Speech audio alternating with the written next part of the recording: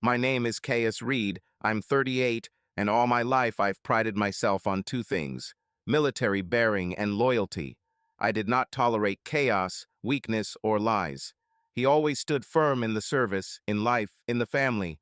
Discipline was not just a habit, but a part of me. I believe that if you follow the rules, live according to the rules, and don't give in, everything will be correct, logical, and stable. I believed that my peace was unshakable. I especially believed in her.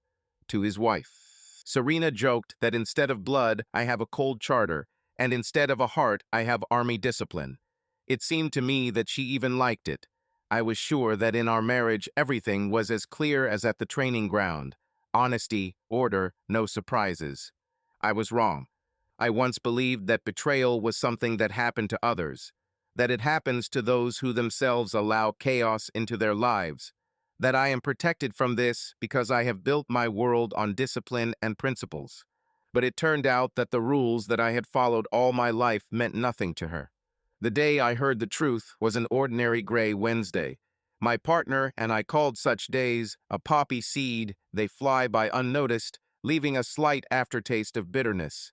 In the morning, I had tough training with the 4th Platoon of cadets, chasing them along an obstacle course in the light autumn rain. Returning home in the evening, I dreamed only of a hot shower and a cup of coffee. Serena always made me excellent strong coffee in the evenings, knowing that after the service I was squeezed like lemon.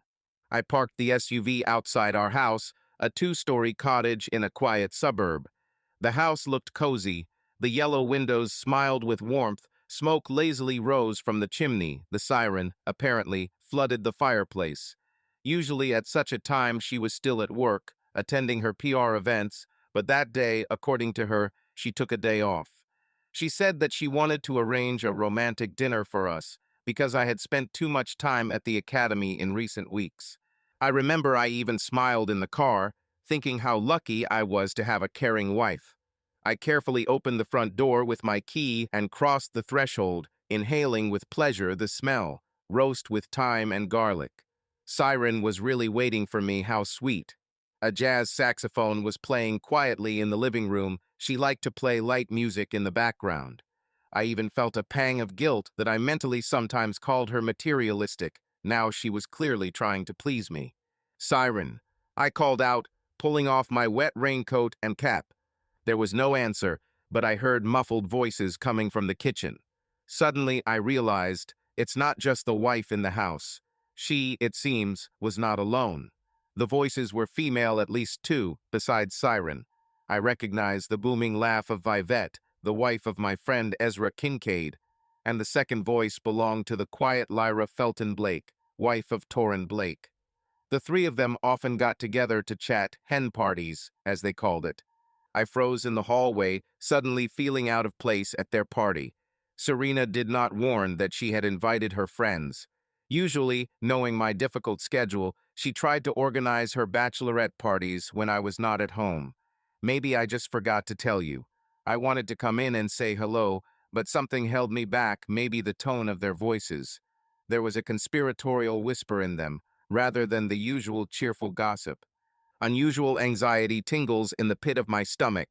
I took a quieter step and hung my cloak on a hook, trying not to make any noise. My heart suddenly began to beat faster for no apparent reason, just intuition. How many times did she help me out in the service, before exercises, before a dangerous parachute jump? And now this feeling told me, don't rush, listen. I sneaked closer to the kitchen. The door was not closed completely, leaving a narrow crack. Through the gap, I saw Serena's back. She was just putting a bottle of white wine and 3 tall glasses on the table. Lyra sat on a stool, sipping a cigarette, although she knew that I could not stand smoking in the house. Vivette stood by the window, pressing the phone to her ear. It seemed she was making an appointment with someone. Yes, of course, on Friday evening. At about 9 o'clock, not earlier, Vivette said into the phone quietly, but I heard. Yes, at her house, everything is in force. She met Siren's eyes and grinned when she heard her interlocutor's answer. Ha, well, then grab some champagne and you're in an excellent mood. See you. Vivette threw the phone on the table and the women burst out laughing. I moved behind the corner of the wall, just in case, although they were carried away by themselves. Well, my dears, Serena cooed, pouring wine into glasses. You understand, right? The sex party is officially confirmed. It was as if something went cold inside me from these words. Sex party. Serena, you are simply the queen of organizational talents. Lyra grinned hoarsely and clinked her glass with her. No one will sniff out anything. Why, Serena said flippantly, my hubby is going to training camp with the cadets on Friday. He won't even be in town. Torin seems to be off to his car show. She glanced sideways at Lyra and Ezra. Vivette, is your boyfriend still always busy with business? Ezra has some kind of lawyer's convention planned for the weekend, Vivette answered, taking a sip of wine. He flies away tomorrow and will return only in a week, so we are completely safe. Safe. Lyra drawled with a lazy smile. We're having fun at your place, Serena, then. Of course I have, the wife responded without a shadow of doubt. There is plenty of space, and the ambience is suitable. She swept her arms around the kitchen, which opened into the living room with a wide leather sofa and a fluffy rug in front of the fireplace. This gesture showed the vanity of the owner, showing off his house. I always felt a little uneasy about her manners, as if the house belonged only to her, although it was bought with my money earned through hard work. But then, outside the door, I wasn't thinking about self-injections. I began to shake from understanding where the conversation was going. The main thing is no phones that evening, Vivette interjected, shaking her brown curls, so that no one accidentally blurts out to their husbands. Of course, Siren snorted. Complete secrecy. We are not stupid schoolgirls, but grown women. Grown women who are going to do very schoolboy stupid things. Lyra giggled and blew out a stream of smoke. Oh, girls, I can't believe that we finally decided on this. Siren shrugged, causing the curls of her perfectly coiffed blonde hair to bounce a little. And what? Life is short. Our husbands are constantly busy with their own affairs. We, you see, create a secure life for them, and they— She didn't finish, she waved her hand. In general, we have the right to a small holiday of disobedience. We don't do anything bad to anyone. Except for their own husbands, Lyra chuckled quietly, and from her tone, it was unclear whether she was joking or seriously pricking. Siren gave her friend a sharp look. Torin won't know anything unless you spill the beans. Yes, and you are not a saint. My friend Trina's wife answered Serena with a sharp tongue here. She is the poisonous Lyra. Lyra just shrugged her shoulders indifferently. I don't pretend to. They clinked glasses again and drank at once. Vivette exhaled and laughed loudly. God, girls, I'm worried like the first time. I'm getting goosebumps. It's from the wine, Lyra countered. No, really, Vivette put the glass down, and I saw how the liquid trembled from the uncertain movement of her hand. Still, this, I never. Never? Siren raised her eyebrows with a playful smile. What about that incident at the conference, HM? Vivette blushed. That's something else. It was an accident. I regretted it later. She waved her hands. It's okay. You won't have to regret it now, Siren snapped. Now everything is under control. No evidence, no consequences. Just one hot night, and we will continue to live as if nothing had happened. Lyra grinned. It depends. I might want an encore if the boys turn out to be at their best. All three of them laughed again, and their laughter sent a chill down my spine. I couldn't believe my ears. These women, our wives, seemed to have turned into strangers. They discussed infidelity cynically, as if it were a trip to the spa or shopping. By the way, how many will there be? Lyra asked in an undertone, leaning forward. 3. I think 2 will be enough, Serena estimated. Everyone will receive enough attention. Wow, Vivette burst out, covering her mouth with her hand. Straight from the classics of the genre? Vivette, honey, don't pretend to be a good girl, Siren said mockingly. You yourself wanted to try. Something like that. Even then, remember, at the bachelorette party at sea you said. Vivette blushed deeply again and turned to the window, pretending to look at the garden. Lyra grinned. Well, 2 is 2. The main thing is that the hardy ones are caught. Don't doubt it, Siren said confidently. You know one yourself, this is the bartender from the lagoon that Vive sat with all July, she giggled, and I found the second one through friends. Proven, handsome, young. Just give it to them, they will move mountains. Bartender Tommy, Lyra gasped. This is the number.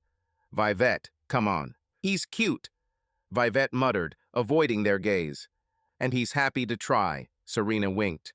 We called each other today and confirmed everything. So, girls, the plan is this. The guys arrive at about 9:30. We meet them, have as much fun as we want. The main thing is to clean everything up, air it out, and go home until the morning. Husbands will think that we spend the night at each other's place or somewhere else. Lyra nodded. I'd better be home before dawn, too, otherwise Torin will call in the morning to check. You'll have to lie. I hate getting up early, but what can you do? Tell me that Lyra's stomach is sick, Vivette suddenly suggested. Or rather, I have. Why, Lyra? She giggled, confused. In general, come up with something he won't guess. We'll figure something out, Serena concluded authoritatively. The main thing, girls, no feelings, just fun, and no chatter after. What happened was what happened, let's forget. She raised her glass. For our little women's secret. For the secret, Lyra responded. For a night we will never forget. The tipsy Vivette blurted out, and her friends burst out laughing again. I stood with my back pressed against the wall, trying not to fall. The world has shaken. It seemed that the air had become thick and poisonous, like chlorine. It was difficult to breathe. My siren, my loving wife, the one who kissed me this morning before work, was now negotiating sex behind my back. And she didn't just negotiate, she planned with enthusiasm, with jokes and laughter, raising a glass to the women's secret. An icy horror mixed with rage filled my chest. At first I wanted to just burst into the kitchen, see their faces, especially Siren's face, when she realized that I heard everything. She will understand that her ideal plan is ruined. The hand itself clenched into a fist. Another second, and perhaps I would have done so. But the voice of reason, that same cold, commanding voice, barked inside, "Stop. Don't move." I froze, breathing heavily through my nose. No. Early. You can't give yourself away. The girls were still chatting, going into some dirty details that I could no longer bear. I was shaking. I knew that if I heard one more word about what they were going to do, I might lose my temper. It was necessary to leave, and quietly, unnoticed. Luckily, the jazz was playing louder than my footsteps. The siren must have turned up the volume so as not to be embarrassed by the conversations. I took advantage of this. I pulled away from the wall and, trying not to make noise, moved back to the front door. Here the floorboard creaked treacherously under my foot. I froze. Through the roar of blood in my ears, I heard the sound of laughter in the kitchen. "What is this?" Lyra asked warily. "Did you hear?" Vivette spoke up, and panic was already ringing in her tone. "Quiet," Siren hissed. I stood there, trying not to breathe. My heart was pounding somewhere in my throat. The crack between the kitchen door and the jamb gave a narrow view. I saw Serena sneaking out from behind the table. Lyra also stood up, putting out her cigarette. They looked at each other. A couple more steps and Serena could have seen me in the corridor. There was no time to hesitate. I carefully reached for the door handle behind my back thanks to my military training. My muscles obeyed even in this state and turned it silently. The door lock clicked too loudly in the ringing silence. Cursing mentally, I pulled the door open and slipped out before they could understand anything. When I gently closed the door behind me from the outside, voices were already heard in the house. "It probably seemed like it," said Lyra hesitantly. "Did the draft blow?" suggested Vivette. "Siren, is your security system on?" asked Lyra. "Maybe the alarm went off." "No, it's not turned on," Siren answered. Some doubt sounded. "But the door, you closed it?" Lyra switched to a whisper, but I still heard I was standing right under the living room window from the outside. "Yes, it seems," Siren faltered. "Although, perhaps I forgot. What's the problem?" "There is no one, just the wind." Her voice tried to sound calm, but I caught a note of anxiety. Spit. The main thing is that I got out unnoticed. I quietly moved away from the window and hurried to the car, crouching in the shadows. My heart was still pounding, but now I almost didn't feel its beats, as if everything inside me was numb. He automatically started the engine and pulled out onto the road. Only after driving a couple of blocks did I stop the car on the side of the road. I was shaking. I turned off the engine and rested my forehead on the steering wheel. There was a spasm in my throat. I either wanted to scream or burst into tears. Traitor. My siren is cheating on me, and how cynically, brazenly, dragging others into it. Their entire friendly circle Lyra, Vivette are all traitors. In front of my minds I stood their faces, so joyful, animated, as they laughed and clinked glasses, discussing their night that will not be forgotten. Disgusting to the point of nausea. For a moment, another face of Siren appeared before my eyes, shining with happiness on our wedding day. I promise to love you and be faithful always, she whispered in my ear to the applause of the guests. How bitter and deceitful these words sounded now. I remembered the Siren's kiss, this morning soft, slightly sweet from the lip gloss. She then wished me a good day, and this is what I did myself on my good day. And he won't even know, the mocking ringing in her ears. He'll find out, damn you, he will find out. At some point, in the midst of this torment, I thought, in the war I happened to catch bullets and lose friends, but even then it did not hurt so much. The sharp pain in my chest, like a bayonet between my ribs, finally gave way to icy calm. I stopped shaking. My breathing has evened out. I slowly raised my head from the steering wheel. In military science, there is a concept, lost battle. This is when defeat is obvious, but instead of retreating, the general throws all his reserves into the last attack, not for victory, but for the sake of revenge or honor. Usually, this is a pointless undertaking that only leads to big losses. This is what we were taught. If you lose a position, retreat and regroup. But I couldn't just back down now. This was not a training position. This was my life. And I wasn't going to give it up without a fight. The thought flashed. Maybe I should just disappear, quietly ask for a divorce, leave, and that's it. But such an outcome seemed unbearable. They would have gotten off too easily. It seems to me, or Siren felt immortal. No, she herself will have to sip the pain that she so cheerfully prepared for me. I turned on the headlights and resolutely pressed on the gas, turning the SUV around. There will be no romantic dinner today, and no dinner. Siren might wonder where I disappeared to. Well, let it go. She will soon have something to be surprised about. I was heading away from my home, which had already become a stranger. Cold, clear steps lined up in my head, one after another, a plan born of rage. Revenge tactics. I had to calmly prepare for the most important operation of my life. Retaliation operations. I drove further away from our house before stopping and trying to collect my thoughts. Several unread messages flashed on the phone screen, probably from Siren. She must have noticed that I was gone. My heart sank at the thought that just this morning I rejoiced at her care, but now I avoid even hearing her voice. But it was impossible to remain completely silent. This would arouse suspicion. You need to play the role to the end. I swallowed the lump in my throat and forced myself to read the messages. Darling, where are you? Everything has cooled down. Serena wrote in the first. Then, Kai, are you okay? I'm worried. And lastly, with half tones of alarm, you didn't even call. What happened? Not a drop of irritation or guilt, just concern. As if she really cared. Lies. She herself probably breathed a sigh of relief that I didn't return on time. I took a deep breath, trying to stop my fingers from trembling, and dialed her number. A second later, her voice rang out, beloved dear, from which I was now sick. Kai, finally, what's happened? She spoke with sincere concern, and I almost doubted for a moment. Maybe everything is not true. But no, there was a picture before my eyes. Siren with her friends, laughing, raising a glass, to the secret. I clenched my teeth. Calmly. It's okay, I responded as calmly as possible. Sorry, I couldn't call right away. I can't find a place for myself anymore. She began, but I interrupted.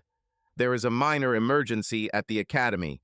One cadet was injured on the strip and had to be urgently taken to the hospital to deal with his superiors. I spoke confidently, clinging to familiar professional details. It made it easier to lie. I just got free. Oh my God. Siren exhaled. Poor boy. What about dinner? I was waiting. Sorry, I won't come today. Oh, she trailed off, her voice shaking with disappointment. It's clear. We still have to fill out paperwork all night, I added ruthlessly to cut off further questions. I think I'll stay on duty. Of course, honey. She quickly changed her tone to one of understanding. Work is work. I was simply worried. Pause. Then softly, are you sure you're okay? Some kind of voice. Damn, she was listening too closely. I hastened to end the conversation. Everything is fine. Sorry to ruin your plans. Nothing, Siren almost whispered. I'm sorry it happened like this. She fell silent. Maybe she was looking for words of support, but I could no longer pretend. See you tomorrow, I said curtly. Rest. Love you. This, I love you, came to me with such difficulty that the voice sounded like someone else's. I immediately hung up the call without waiting for an answer. I sat in the car with my phone in my hand, feeling empty. I wanted to smash this mobile phone on the asphalt to no longer see her name on the screen, nor hear that sweet, deceptive voice. But we couldn't lose control. Siren bought the explanation. Her last intonations betrayed relief. So for now, he thinks it's a false alarm. That's how it should be. I started the engine and drove away, circling aimlessly around the city at night, letting my head cool down.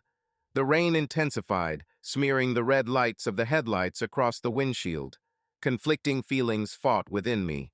Pain and rage demanded to immediately expose Serena to break into the house and throw accusations in her face. But cold reason won again. A plan, evidence was needed, and punishment was much harsher than just screaming and quarrels. Did she think she would go unpunished? I remembered her satisfied face. No, really. As the arrows on the panel approached midnight, the first step loomed in my mind. Cameras. I have to see and record all their dirty games. And not only me, everyone should see the true face of these liars. This thought completely sobered me up. Publicity. Siren values her reputation and the opinions of others. Like Vivette and Lyra, each loves to seem like an exemplary wife and lady. The only thing that will hurt them is complete exposure in front of their friends. I parked at a 24-hour electronics supermarket. The store was still open, the neon sign flashing 24/7. Just what you need. At the entrance, I ran into a tall, thin guy walking out into the rain with a bag. He held the door and said, "It's not closed there, go ahead." A hoarse voice, a sharp gesture. I didn't recognize Jet Hawk right away. The hood and shadow hid his face. Jet was our mutual friend, a techie from God.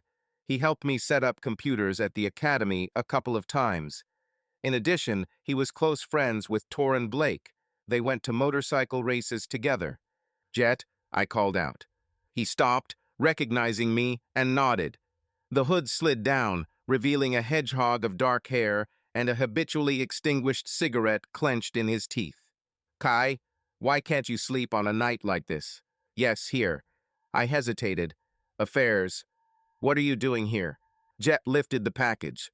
"Yes, I bought a fuse for the amplifier. Music is a delicate matter." He squinted at me with an attentive gray gaze. "What are you doing?" I decided that there was no point in hiding. Jet was a reliable and unobtrusive guy. He didn't say unnecessary words, and his help may come in handy. I looked around the parking lot, making sure that there was no one around, and stepped closer, lowering my voice. "I need surveillance cameras. Good, unnoticeable. 5 pieces, no less." Jet showed no surprise, just chuckled. "Someone got in on the military instructor." "Worse," I blurted out. "Betrayal has set in." Jet understood immediately. He was aware of our affairs. He saw Serena and me together at parties. He narrowed his eyes and removed the cigarette from his mouth. "Do you want to say?" I want to install cameras at home, I snapped. This Friday, can you help me choose a model? He nodded, looking at me with a serious look. I'll help. Just say it straight. Siren? The corner of my mouth twitched. Don't ask. Jet clenched his jaw, then nodded again, extremely laconic. He did not express sympathy or condemnation, for which I was grateful. Instead, he stepped back towards the automatic doors. Went. Half an hour later, I left the supermarket with a heavy box full of equipment. Wireless mini cameras, a memory card, a hub, a long cable in case I needed a wired connection. Jet confidently indicated what to take, negotiated a discount from the sleepy seller, and also collected spare batteries. It's worth it, he concluded, closing the trunk of my SUV. Full HD quality, wide viewing angle, sound is also recorded. We'll install the app, you'll be able to stream online with everyone, even to the moon. Thanks, buddy, I managed. Jet patted me on the shoulder. Let's go without it. Better yet, do you need more help? I hesitated. On the one hand, I didn't want to get anyone involved. I wanted to personally carry out retribution. On the other hand, reason suggested that the allies would not interfere, especially people like Jet, not talkative and smart. Keep your phone handy on Friday night, I finally said. Perhaps I'll ask you to support the broadcast. I'll be like a bayonet. He nodded and grinned at the corner of his mouth. At least I'll watch a real reality show. His attempt to joke about the topic was a little rude, but now I even liked it. I squeezed my friend's hand with a short handshake. We both understood each other without further ado. Jet and I left around 1 in the morning. I returned. Home? No, to the building that just yesterday I considered my home. The siren, apparently, was already asleep. The bedroom windows on the second floor were not lit. I was sure that I would not wake her up, since she was taking a strong sleeping pill. The sconce light was smoldering in the living room. She probably left it, hoping that I would return. On the porch, under the rain canopy, I took out a spare key from its hiding place. No, I wasn't going to sleep peacefully next to her. I needed something else. Install cameras while she didn't suspect anything. I entered quietly. The house was greeted with familiar comfort. The aroma of her perfume was still in the air, mixed with the smoke of the fireplace. On the coffee table in the living room, there was an untouched plate of dinner, carefully covered with a lid. Apparently Serena left it for me in case I suddenly showed up. I felt disgusted inside from this false concern. I turned away, trying not to think and act clearly. The rain pattered on the roof, muffling my steps great. I moved as if on a combat mission, smoothly and quietly. The slightest creak could disrupt everything. But fate kept not a single unnecessary sound. I mounted the first camera high on the curtain rod in the living room, pointed the lens directly at the sofa and part of the carpet in front of the fireplace. The place is main, most likely. The whole party will be located here. The second one was hidden in the spine of an old reference book on a shelf, so that it covered the kitchen and the entrance to the living room. I wouldn't miss who comes and goes. The third one was placed on the stairs under the railing, so you never know if they decide to go upstairs. 2 more are in the corners of the bedroom and guest room. For a moment I froze in the middle of the dark bedroom. So many happy nights had passed here, and now I was hiding like a thief. My heart sank, but immediately turned to ice. There was nothing to regret. I quietly secured the camera in the shadow of the wardrobe. I doubted it would reach the bedrooms, but just in case, let them know there is enough evidence. I worked quickly. Fortunately, in practice, I had to tinker with both the equipment and the camouflage many times. The thought of me, like a thief, hiding in my own home to spy on my own wife, could have pulled the rug out from under me, but I pushed it away until I was done. Emotions later, now only actions. About 40 minutes later, everything was ready. I checked the smartphone screen. All 5 cameras were broadcasting the picture. It was a little dark, but the silhouettes were distinguishable. The sound was picked up. It will be possible to highlight it at the right moment if necessary. I set up recording for everything at once, let them write to the card so that I have some left over if something goes wrong with the stream. I was about to leave, but I was delayed. There was a framed photo of our wedding on the nightstand in the hallway. Me and Serena, radiant, young. It was only 5 years ago, but it seems like an eternity has passed. I looked at our happy, smiling faces for a long time and felt nothing but fatigue. Then he turned the frame face down. "Goodbye," I whispered to that old life that was slipping through my fingers. I spent the night in my car, not far from the academy. There was almost no need to sleep. Thoughts and adrenaline were burning from the inside. Closer to the morning, so as not to accidentally fall asleep while driving, I went to the gym at the academy. I tortured myself on the exercise machines for an hour and a half, trying to knock out the accumulated anger from my muscles and soul. This helped a little. Already in the shower, under ice-cold water, I suddenly realized that I had not thought about Siren for 10 whole minutes, completely occupied with the burning sensation in my biceps. But then, of course, consciousness returned to betrayal and rage flared up with new force, but already purified and targeted. On Friday morning, when my cadets went to the training ground without me, I asked for time off under the pretext of family circumstances. The plan was almost completed. All that remained was to settle the main thing, to tell Torin and Ezra everything. They must find out. Must see. I wanted not one of the scoundrels to escape the reckoning. Neither my wife nor her girlfriends. I agreed to meet them for lunch at Torin's auto repair shop. He had just returned from his motorcycle fair a day earlier. Torin reacted in surprise to my call this morning. "Kai? Why so official, friend? Why would Ezra and I be scared to gather at my place, as if at a meeting? There is a conversation." "Very serious," was all I answered. Probably the tone of my voice forced him not to joke. He immediately agreed, even became worried. Ezra was also surprised by the call, but said that he would stop by. At the indicated time, I went into the garage at the Torin service station. It was cool there and smelled of machine oil. Torin Blake, a big man in his 40s with a ton of tattoos on his forearms, was tinkering under the raised hood of an old muscle car. Hearing footsteps, he surfaced, wiping his hands with a black rag. "Oh, you're our secretive one," he barked rudely, but with a smile. "I haven't looked in for a long time, little devil." I involuntarily smiled at the corners of my lips. Torin always knew how to diffuse the situation with a booming voice. But the smile immediately disappeared. There was a difficult conversation ahead. He looked at my face and frowned. "You're like a ghost, buddy. He doesn't look like himself." "I'll explain everything now," I responded quietly. "Where is Ezra?" "Should be arriving any minute." Torin threw the rag. "You're scaring me, Kai. What happened?" Before I could answer, the door creaked, and Ezra Kincaid appeared on the threshold, trim, neat, in a gray suit, a little out of place among the diesel stains. A lawyer to the core, even on his day off, he looked like he was at a court hearing. "Gentlemen, don't start without me," he said calmly and came closer. "Caius, Torin."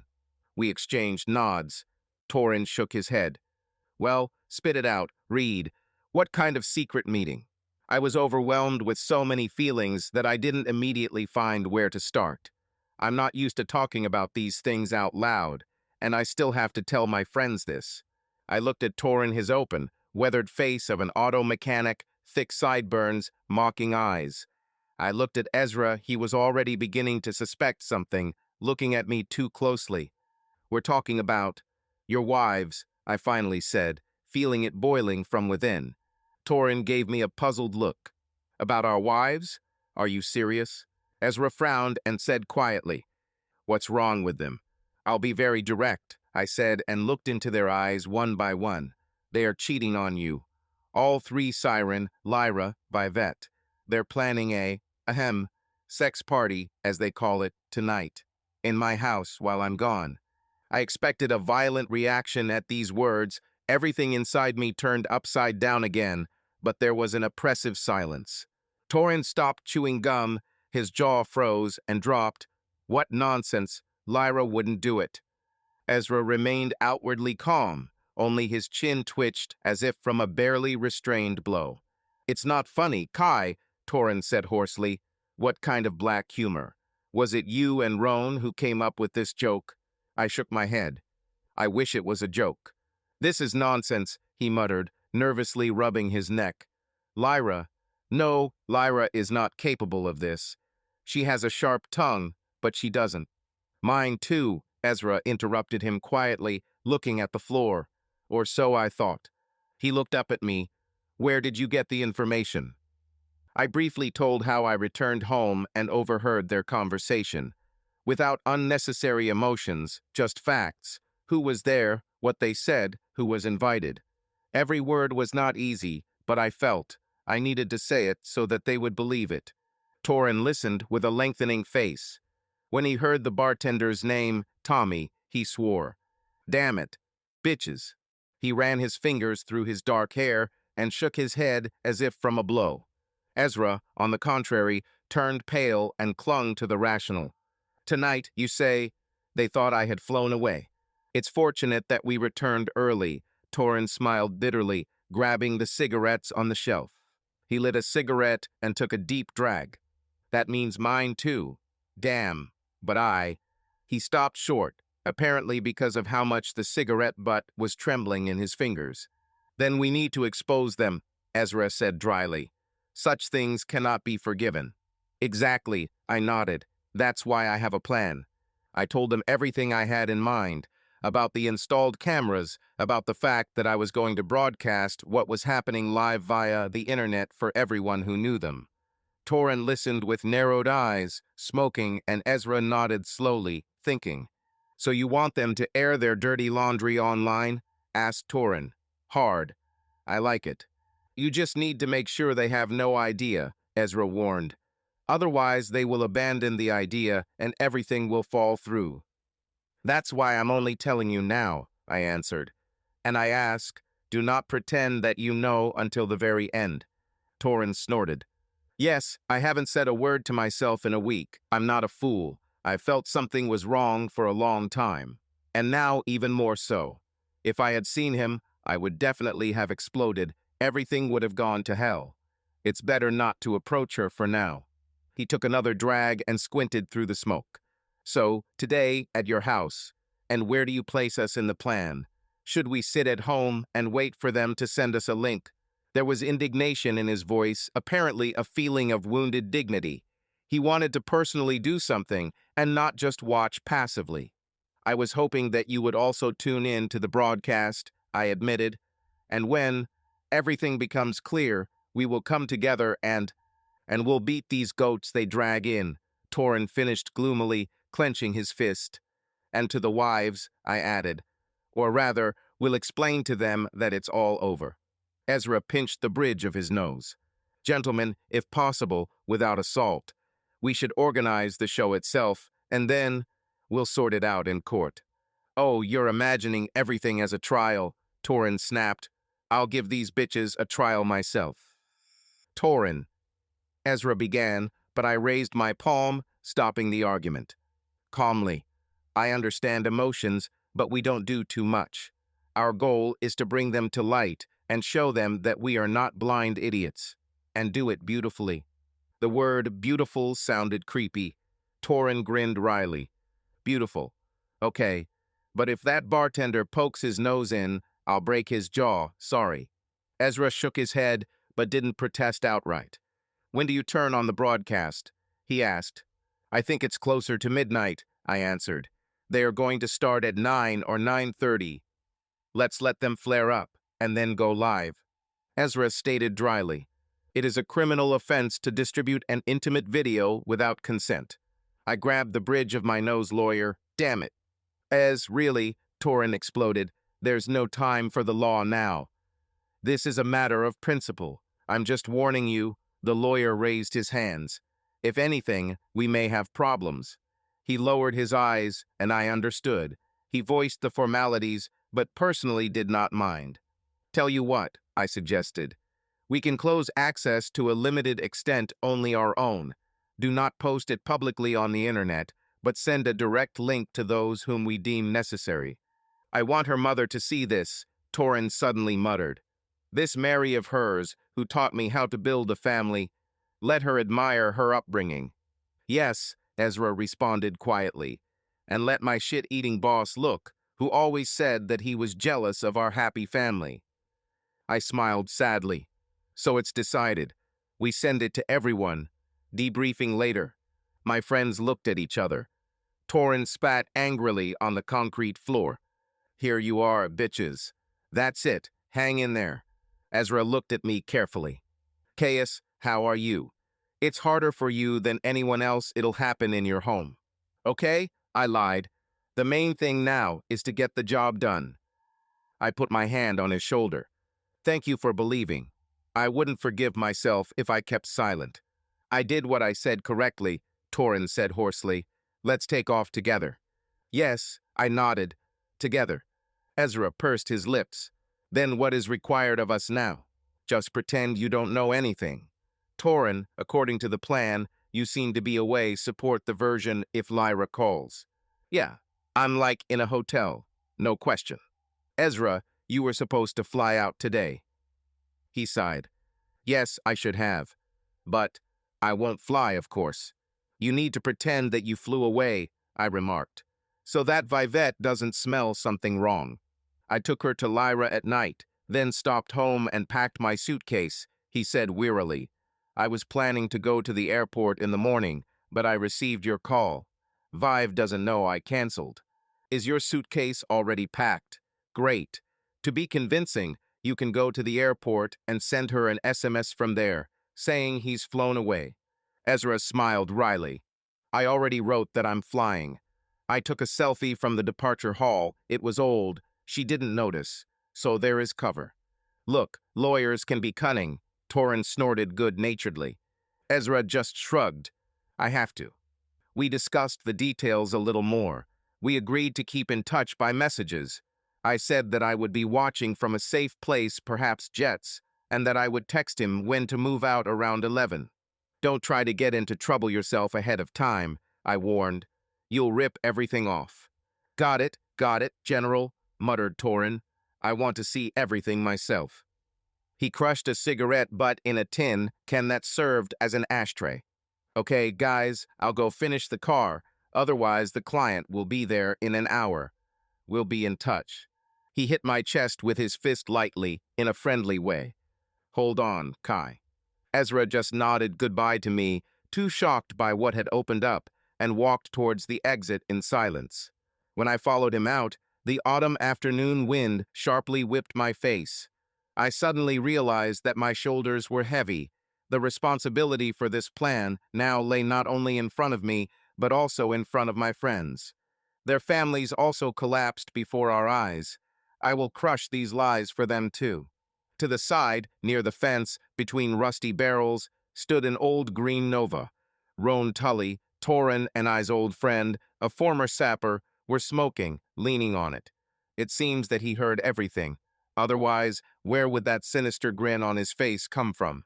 Roan threw away the cigarette butt, crushed it with the toe of his heavy combat boots, and croaked in his smoky bass voice.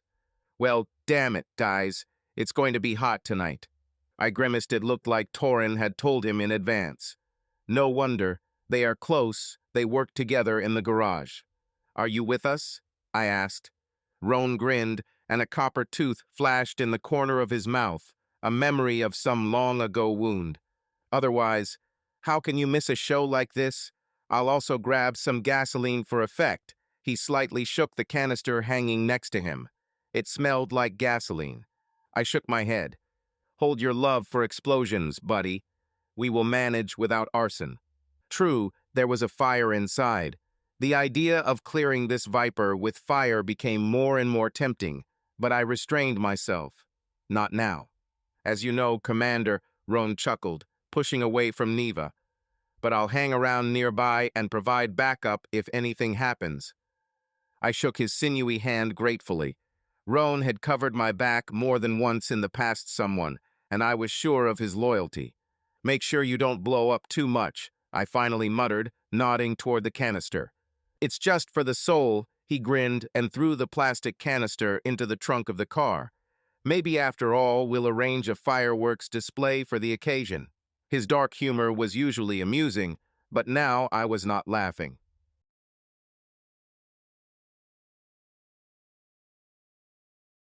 After saying goodbye to my friends, I drove out onto the highway. The clock showed 3 days. There were several hours left before the start of the performance. Excitement grew, but so did concentration. I felt the familiar excitement before the decisive battle. The main thing now is not to miss a single detail. On the way, I stopped by home to officially pack my things for training camp with the cadets, so that Serena wouldn't suspect. At the entrance, as if nothing had happened, I dialed her number. "Hello," she answered quickly, a little warily. "How are you?" "More or less," I said. "The cadet was operated on. Everything is fine." "Thank God," she said with relief. "Listen, I'll stop by home for a while. Now I need to collect my form. I'm leaving early." Of course, honey." There was warmth in her voice again. "I'll be there in half an hour. I dropped by work on business, but I'll be there soon. I'll just help you get ready." I didn't need her help, but I didn't mind. It was important to show that nothing had changed. "Okay," I answered calmly. "Should I cook you something to eat?" "No, I'm in a hurry." "Are you sure you're okay?" she asked quietly again. "Yes." I snapped a little sharper than I wanted, but it seems she didn't notice. "Okay, kisses, see you later," Siren sang. "See you." I arrived home 15 minutes later.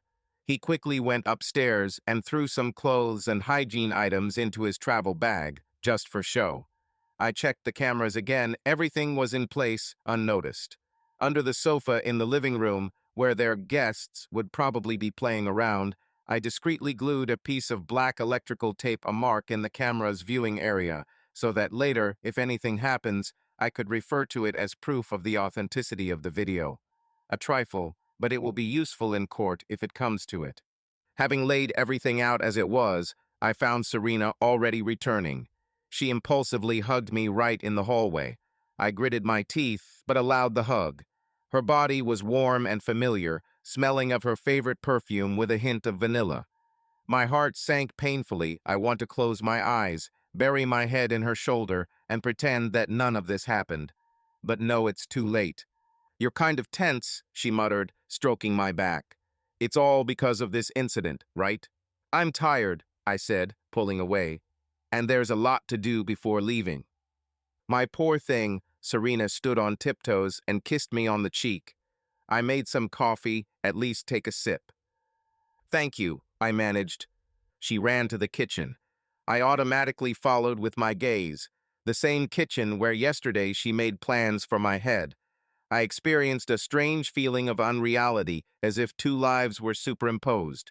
One where she is a loving wife, takes care of me, and another where she is a predator preparing for betrayal. Which of her faces is true? Now she played the good wife without a single flaw. She handed me a steaming cup and asked if I had taken everything. I answered in monosyllables, carefully not meeting her gaze. I was afraid that my hatred would break through my pupils. She casually chirped cheerfully about how she spent the morning. She went to a beauty salon to be beautiful for you. She stopped by work to sort out a couple of projects. Not a hint, not a half glance, nothing that would give away her secret plan. Oscar for Best Actress, damn it. I soon left, citing business before the trip.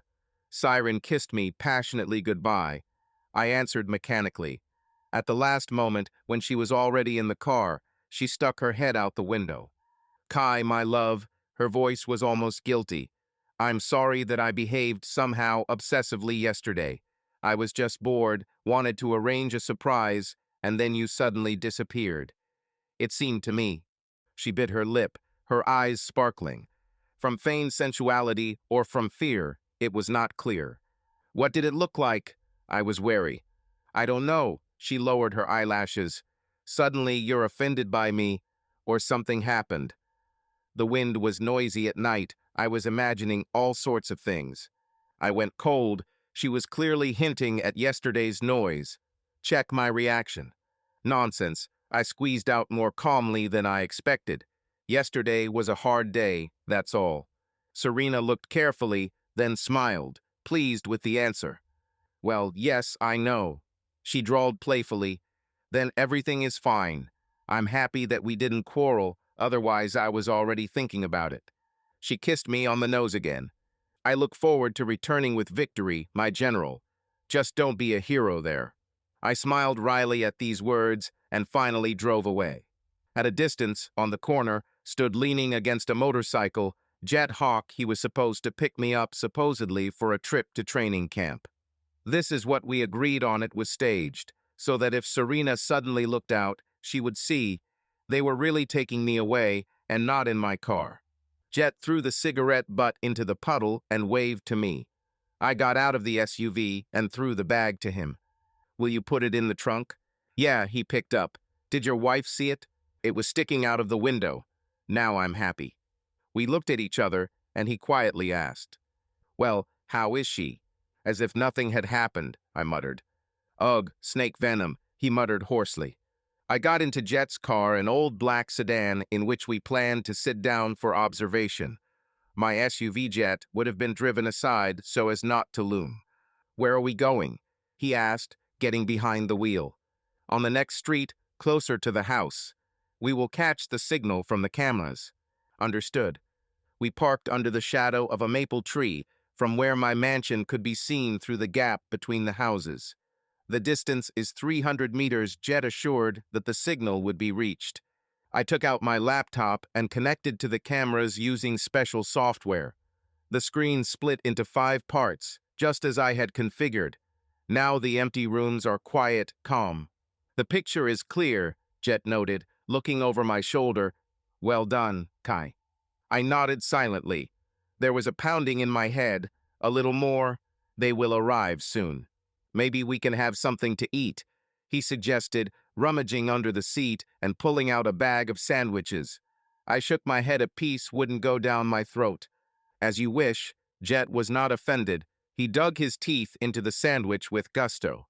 In general, he seemed to be unperturbed, as if it was not my personal drama that was unfolding, but a work task. Perhaps this is for the best. At least one of us remains sober. We sat, occasionally exchanging short phrases. Mostly they looked at the screens in silence like fishermen looking at motionless floats, knowing that the bite would soon begin. By 8 o'clock in the evening, nervous tension reached its peak. I have already checked all the broadcast settings 100 times. I prepared a letter with a link to the closed stream, where I entered about 30 recipients. Parents, close friends, colleagues, everyone I considered necessary. Jet helped set up a private channel so that not just anyone could come in. They needed to get a link from me. He advised not to use social networks, but to run a live stream through a separate server so that the video would not be blocked. For frankness, I would not have thought of such subtleties myself. Now everything was ready. I pressed a button, and everyone selected would receive a notification inviting them to watch in real time. At 20:45, a shadow flashed on the camera screen at the front door. Then the door slammed and my wife appeared in the picture from the living room. Serena was dressed like she was going to a fashionable party, a tight black dress, high heels. Her hair is styled in waves and her makeup is incredible. She looked around, adjusting something on the table, probably checking that everything was ready to receive guests. My heart skipped a beat. It was not my everyday siren in homemade jeans, but a luxurious stranger. Who is she trying to look like? Who is she dressing up for, damn it? Frames flashed before my eyes. How she kissed me during the day in the hallway, and now this outfit is for strangers. I felt my nails digging into my palms. Siren disappeared from the living room and went to meet her. Another camera above the door showed her, beaming with a smile, throwing open the front door. Lyra and Vivette stood on the threshold. Her friends also dressed up to match the event. Lyra was wearing a scarlet dress with a provocative neckline. Vivette was wearing a shiny top and a skirt with an incredibly high slit. They brought champagne and a huge box of pizza. "Girls, come quickly," Siren exclaimed excitedly. They ran in and started talking. I switched to the camera in the kitchen living room. The women sat down on the sofa and placed their glasses. Lyra threw her jacket on the chair, apparently taken from her husband, and laughed impudently. "Well, is everyone ready to hit the jackpot?" "I'm already getting nervous," Vivette admitted, patting herself on the chest. Heart like a bird, Siren deftly uncorked a bottle of champagne. "Now let's shake a glass for courage." Foam gushed out. They chirped even louder. It's time, Jet muttered nearby. I woke up, realizing that I had been staring too hard, forgetting to tell the others. On the clock, 2050. It's time to warn husbands they need to be ready. I quickly sent Torin and Ezra messages. It has begun. Look. I gave them a direct link to the broadcast, not yet launched, and an access password. Immediately, two user indicators flashed in the system, both logged in instantly. So, they were sitting at the screen. I imagined how they feel now. Patience, friends. I myself have delayed the general launch for now. We decided to start the stream when the men showed up, so that we could start straight from the main thing. For now, let just the three of us enjoy the girlish preface, me, Jet, and the robot camera. On the laptop screen, the wives chirped and giggled, constantly adjusting their hair and glancing at their watches. It's almost 9, the guests will appear any minute. The lights in the house were bright, and Siren lit a new fire in the fireplace, the flames dancing to the beat of the soft music coming from the stereo. I recognized the album as a jazz selection that she usually played for a romantic mood. I shuddered. It turns out that our special music was used for this farce. So, Siren's voice trembled with excitement. It's 9:15. They will be there any minute. She stood up and looked at her friends critically. Lyra, touch up your lips, the lipstick has rubbed off. Yes, I know, Lyra muttered, pulling a mirror out of her purse. I'm shaking like a schoolgirl on a first date. Vivette giggled nervously. Yeah, my palms are already sweating. How not to be embarrassed? Siren waved her hand. That's enough for you. Everything will go great. We look amazing, the guys are eager, the night is ours. Relax and have fun. She extended her hand to the table. 5 drops for courage and go ahead. The women took their glasses of champagne and clinked their glasses again. For no consequences, Vivette said quietly before taking a sip. No consequences, Lyra nodded and drained her glass to the bottom. I wanted to break the screen with my fist from this toast. No consequences for them, you see. Well, no. Suddenly, the doorbell sounded, a melodious chime that Siren had set up to impress guests. All 3 jumped in surprise, then began to fuss. The siren rushed into the hallway. I turned my gaze to the corresponding camera. 2 male figures were visible through the camera's peephole. My heart began to pound, as if I myself was standing on the other side of the door. Now I will see these for the first time. With whom they exchanged us. Siren opened the door. 2 people appeared on the threshold. The first is a tall, fair-haired guy of about 25, athletic build, wearing a leather jacket. His smile was Don Juan, self-confident. Without hesitation, he looked Siren up and down. Wow, Mrs. Reed, you look stunning. He spoke English with a slight accent, perhaps a foreigner or just showing off. Siren burst out laughing with satisfaction. Just call me Siren. Come on in. Behind him stood the second one, a brunette of about 30, a little shorter, more lean. Dressed more simply, a t-shirt and a worn denim jacket. His eyes moved warily, like those of a schoolboy caught in a prank. Hello, beauties, he grinned, following behind. I see it's already hot here. The siren closed the door, and the group moved into the living room. I switched back to the wide-view camera. Gentlemen, settle down, Siren sang. Make yourself at home. If only there were so many beautiful ladies at home, the fair-haired man responded, taking off his jacket. Serena took the jacket from him and flirtatiously said, Dylan is a ladies' man. Be careful, girls. Yeah, so the second one's name is Dylan. Judging by the American accent, most likely an acquaintance of Serena's from work or parties whom she got hold of. Dylan chuckled as he sat down on the couch. Lyra immediately sank down next to him, crossing her legs so that the slit of her dress parted. I saw his gaze immediately glued to the exposed thigh. Lyra winked at me. That is, of course, not at me, but at whom? Damn, it seemed like she was looking straight into the camera. I even shuddered. But no, everything is calm. It's my nerves that are drawing ghosts. Vivette already hugged when she met Tommy. It looks like they managed to become acquainted over the summer. Tommy pressed her tightly to him with one hand, and with the other did not forget to spank her round bottom in a tight skirt. Volume. She was alarmed, either playing indignation or in reality. "Oh, you." But instead of moving away, she just playfully hit him on the shoulder. Tommy burst out laughing. "I couldn't resist, honey.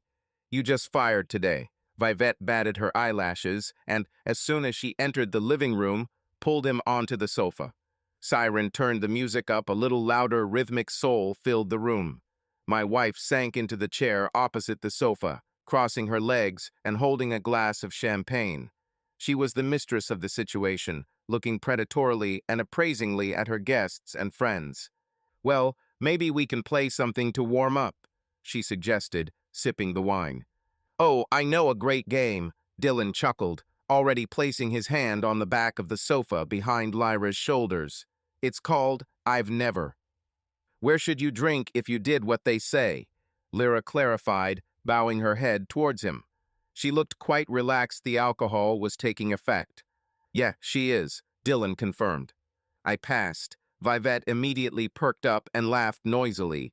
"I'll talk too much if I'm drunk." "Well then." Serena twirled her glass.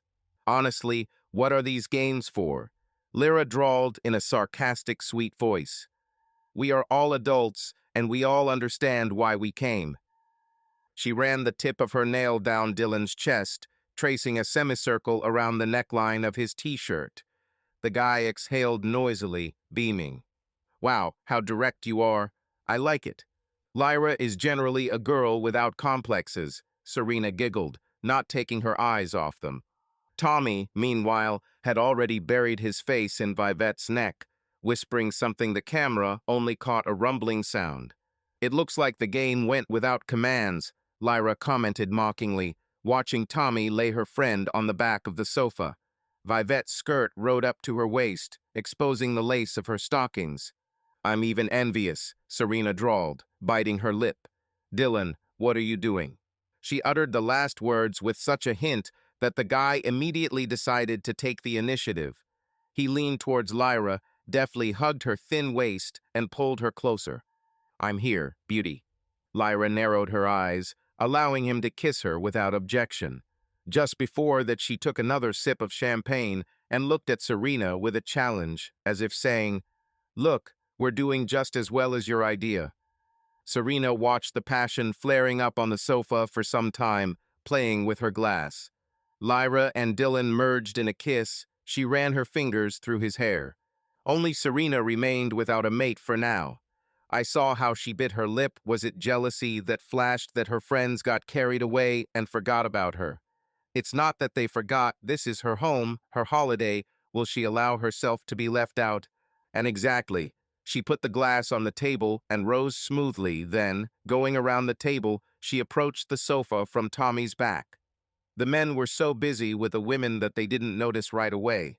But Lyra followed her friend out of the corner of her eye. Siren leaned over the back of the sofa towards Tommy and ran her palm along his neck, then further down his wide back, covered with the thin fabric of his shirt. "Tom," she purred, "don't rush to separate Vive without us. She'll get enough attention from just one." The siren spoke playfully, but there was a hint of authoritative teasing in her tone. Tommy pulled away from Vivette's lips and turned his head. The siren was so close that their faces almost touched. He broke into a smile. "Are you jealous, Serena?" "Maybe," she whispered, looking him straight in the eyes. "I'm curious what it is that Vive advertised about you that's so special." Vivette bowed. "Siren," but the friend just burst out laughing and, walking around the sofa, extended her hand to Tommy. "Come with me for a minute." She nodded towards the kitchen. Tommy winked at Vivette, saying, "I'll be there in a minute," and obediently stood up. "Hey," Vivette said displeasedly, "where are you going?" "We'll be back now, friend," Siren said over her shoulder. "We'll just check one assumption, but in the meantime, help Lyra." She led Tommy by the hand, swaying her hips. The bartender seemed only too happy, his gaze fixed on my wife's back with undisguised desire. Having disappeared from view for a couple of moments, they immediately appeared again, but in the kitchen, in the area of another cell. Siren leaned on the edge of the table, looking at Tommy temptingly. He came close. "Well, well," he said, placing his hands on her waist. "And what assumption are we testing? Is it true that you are such a skilled lover as Vivette boasts?" Siren whispered, and, wrapping her arms around his neck, pulled him to her and forcefully lowered him down. The guy had to kneel to devote her caress, drowning in her desires, as if in a melody without words. I felt sick, as if I had swallowed poison. My hands were shaking, but I couldn't take my eyes off. "Kai," Jet's voice came as if from afar. "Maybe that's enough already." I turned around. He tried not to look at the screen, turned to the window. I understood that it was awkward for him to look at the wives of our friends, even though he knew why all this was for. "There is much more evidence," he muttered. "Maybe we can send a signal to attack." "A little more," I answered evenly, surprised at the calmness of my voice. "Let them completely bury themselves." Jet nodded and fell silent. Meanwhile, there were about 30 spectators. It stabilized. The app's chat window was popping up with message bubbles. I caught a glimpse of "Oh my God" in English. Apparently Serena's mother in London was watching. Several "What the hell?" Friends are shocked. Someone repeated the nickname of one of the wives with question marks. I turned off notifications. That's enough. This bacchanalia lasted for more than half an hour. I don't know where I got the strength to look. Probably I was holding on to anger, such icy rage, for the sake of the lens to fully see all their hypocrisy. And yet, I will not hide, there was a dark part of the soul that wanted them to suffer later, looking at this recording, so that they know that I saw every second of their shame. At some point, I noticed a change on the screen. In the kitchen, Siren and Tommy seemed to have finished the first round. Now she slid off the table, straightening her tangled dress, but not bothering to put on her underwear. Tommy fastened his belt, grinning contentedly. Serena kissed him on the cheek and returned with him to the living room. There the picture appeared. Siren opened her eyes. On the sofa, on top of a spread blanket, Lyra, Dylan, and Vivette were in the midst of it. The camera momentarily caught our wedding photograph on the wall above the sofa, me and Serena, beaming and in love. Under this silent gaze, unimaginable blasphemy was now happening. I smiled wryly. "It's too symbolic." The siren froze for a moment, and I couldn't make out what was on her face, either excitement or irritation that the fun had begun without her. But she didn't want to stay out of the orgy for a long time. Grabbing the unfinished bottle of champagne, she took a couple of sips straight down her throat. I knew this gesture of hers very well, when she wanted to completely liberate herself. Then she put the bottle down and began to undress with lightning speed. Without unnecessary modesty, she threw the dress over her head and threw it on the chair. Under the dress, there was expensive black lingerie, stockings, everything that I once slowly took off from her at night with love. Now she herself has shaken off this chic, remaining only in stockings and stilettos, putting on a mask of desire. Tommy noticed her and whistled. "She's back, beauty. Come join us." And then, Serena grinned, revealing her even white teeth. "I also want to take part in this fun." Dylan gasped. "Oh, damn, baby." He leaned back, allowing Serena to do whatever she wanted with him. And she did something that I hadn't seen from her for a long time, completely without embarrassment, as if she did it 100 times a day. Vivette and Lyra paused for a second to watch the scene. Lyra just grinned, her eyes watering from the frantic rhythm that Dylan had given her a minute ago. And Vivette suddenly covered her face with her palm. "Lord, what are we doing?" Her voice broke into either laughter or crying. Tommy commented, "We're creating heaven on earth, baby," he wheezed. "Let's continue." I looked at this crazy fresco and no longer felt anything. The heart turned to stone. There was nothing more to wait for. Everything, absolutely everything happened. They sank as low as they could, and I have one last mission left ahead of me. I nodded to myself. It's time to finish. "Call them," I said, closing the laptop in disgust. "Sure?" Jed asked. "Absolutely," I snapped. "We're winding down the show." He immediately grabbed his phone and quickly texted something, apparently to Torin and the others who were waiting for the command. I also took out my mobile phone and looked at the screen. dozens of notifications from everyone, and among them is a missed call from my wife. Siren called me 10 minutes ago. I even laughed. That was enough cynicism. I called my husband while I was pleasing another guy. Perhaps she pressed it accidentally in the heat of passion, or did karma play a cruel joke? Doesn't matter. I got out of the car. The night sky was overcast and rain was falling. From afar, from the direction of my house, some screams could already be heard. Perhaps the participants in the party were distracted by something. Or it was my friends who rushed in. I moved along the sidewalk with long steps, and behind me I heard stomping. Jet was catching up, slamming the car. "I'll go with you," he said hoarsely. "As you wish," I answered. At the intersection, about 50 meters from the house, they were already waiting for us. The headlights of Torin's white pickup truck snatched us out of the darkness. The door swung open and Torin himself jumped out. "Well, damn it, this is disgusting," he blurted out straight away. "I thought I was going to be sick." His eyes burned with rage. Ezra came out next, pale but collected. "Have you all looked?" I asked dully. "Yeah," Torin grimaced. "I'll put this note in my coffin so that I'll remember it until the end of my days." Ezra put his hand on his shoulder. "Calm down. Let's go." Another engine was sputtering nearby. Roan's old car snorted from somewhere around the corner, and Roan himself skipped towards us, holding that same canister under his arm. "Guys, am I on time?" "And then you're already without me," he wheezed. "Just right," Torin grinned sadly. He shook his head, dispelling his emotional stupor, and cracked his knuckles. "Well, go ahead. Let's punch them in the face and go home." I raised my hand. "No one to death. Let's just show up and take him out." Torin spat. "As you say, Commander." Ezra pulled out a small video camera from his inner pocket. "I'll film. It won't be redundant." "Go ahead," I nodded. Blurred figures flashed past the large windows of the living room. The women seemed to be fussing. Male lovers rushed about in search of pants.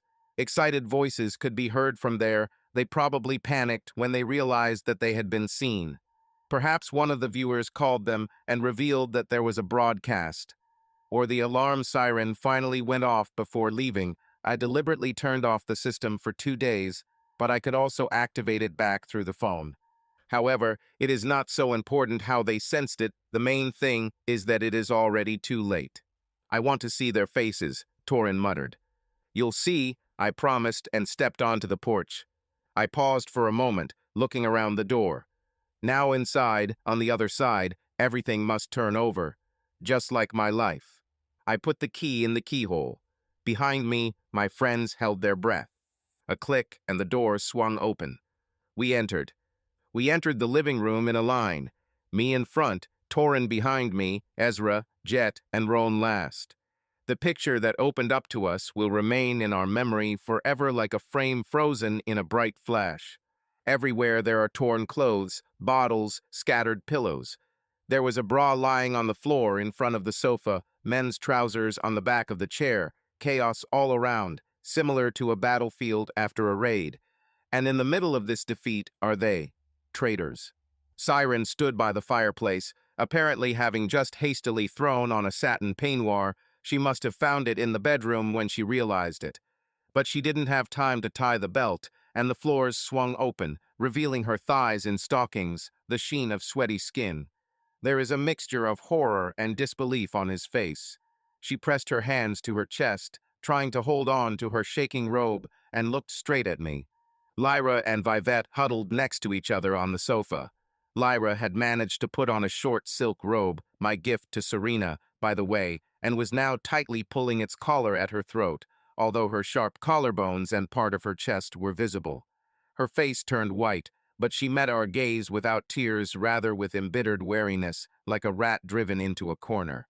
Vivette pulled the blanket over herself, the same one with which they covered the place of pleasure. She was almost completely wrapped up, only her bare shoulders were showing. Her face was swollen from sobbing. Her mascara was smeared in black streams. She sobbed bitterly, dropping her head and only glancing sideways at Ezra and at the blazing fireplace. The two male lovers were hastily dressed.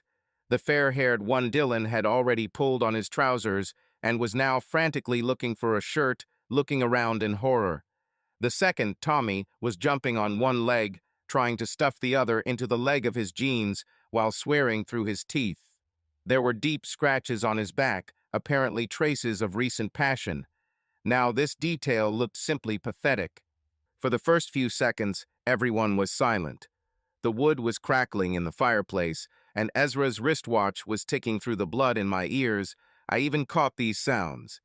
Then Torin loudly and ostentatiously sniffed the air through his nostrils. Fua. Something stinks.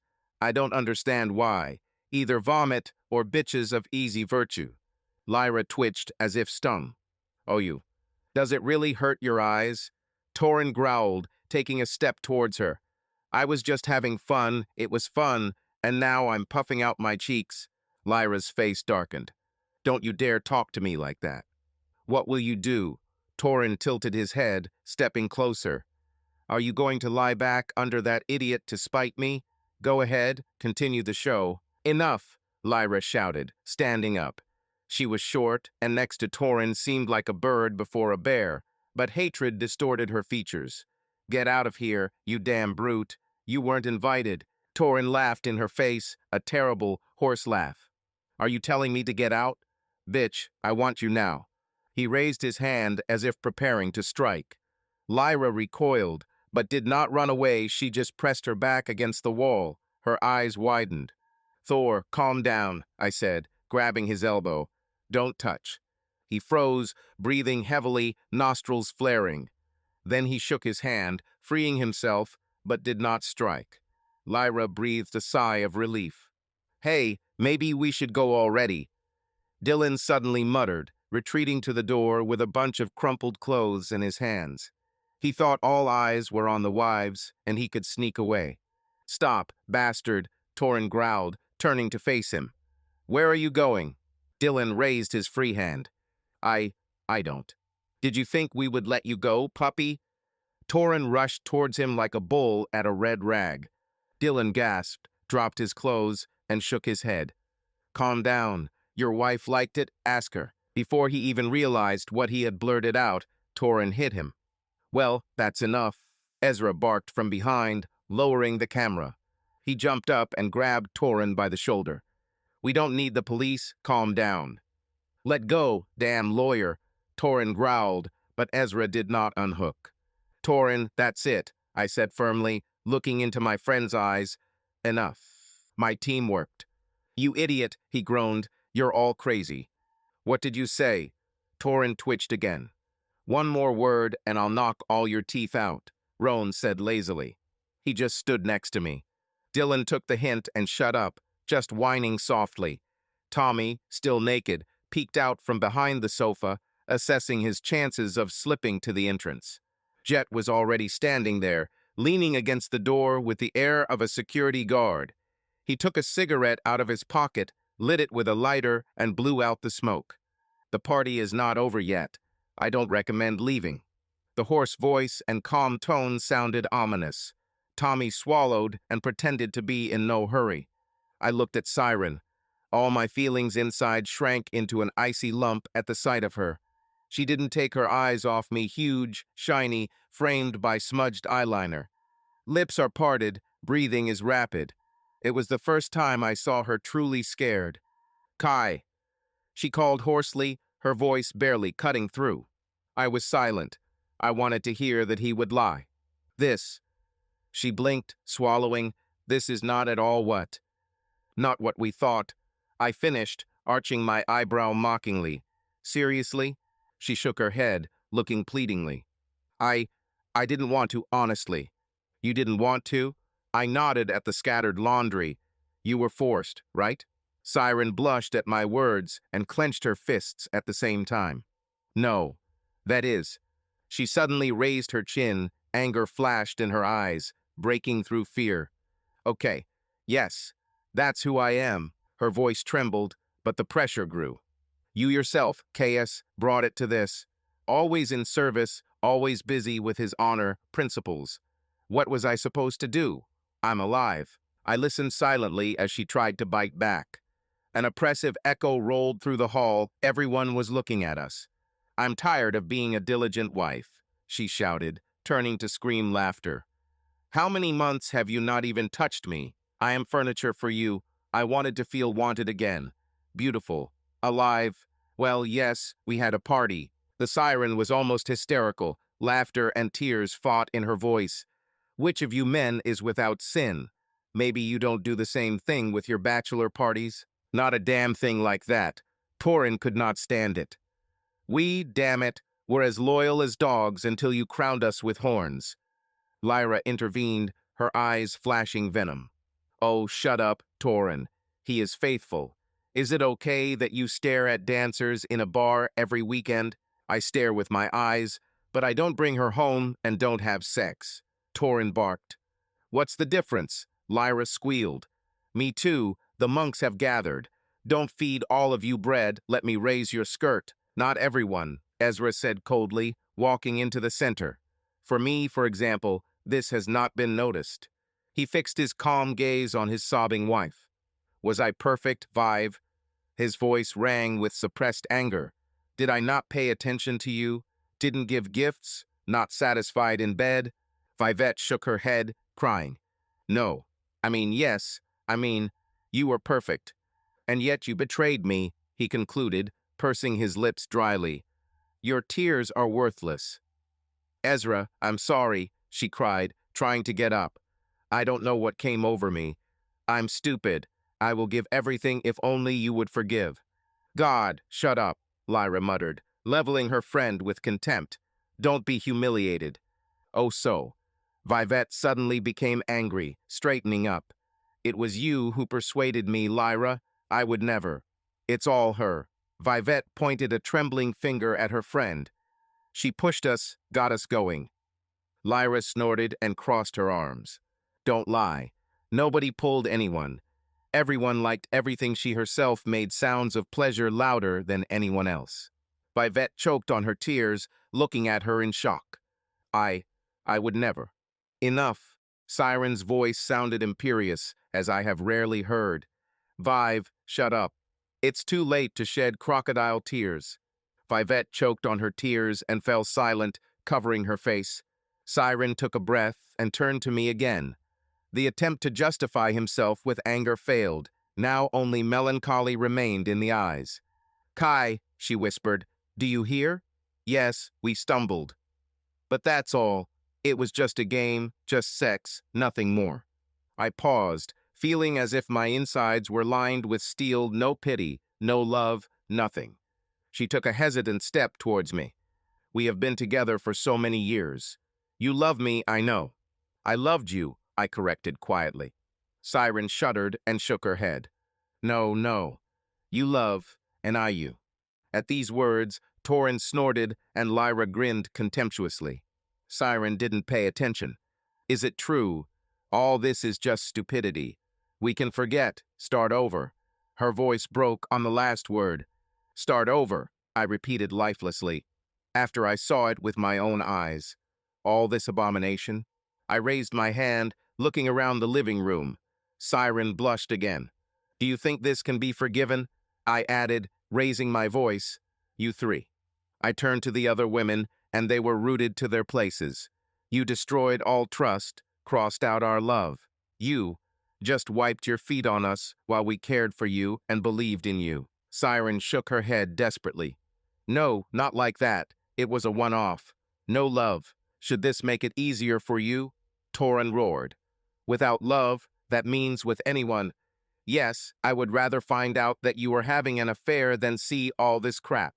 Lyra rolled her eyes. "Loons. For them, one thing or the other is a sharp knife. They themselves are weaklings, no matter what." "Who is this weakling?" Torin rushed towards her again, but I talked loudly, holding her back. Lyra grinned evilly. "You're a weakling because you can't accept the truth. The horns prick you, but you don't have enough pride to endure, so you're yelling." "Shut up, you trash!" Torin exploded. Everyone shut up. I barked in a commanding tone so that even the echo was reflected from the walls. There was silence, broken only by Vivette's sobs. His chest heaved with rage. I looked around at everyone, the wives, these scoundrels, and ourselves standing in the mud of their shame. Everyone understood everything, I said hoarsely. Nothing can be fixed. Chaos. Serena sobbed again, now uncertainty. I glared at her. Do you know what's most offensive? She froze. I would give my life for you, Siren, I said almost calmly. I would throw myself in front of a bullet, go against the crowd for the sake of your honor. And you couldn't even keep your pants on in my absence. Siren groaned as if she had been hit.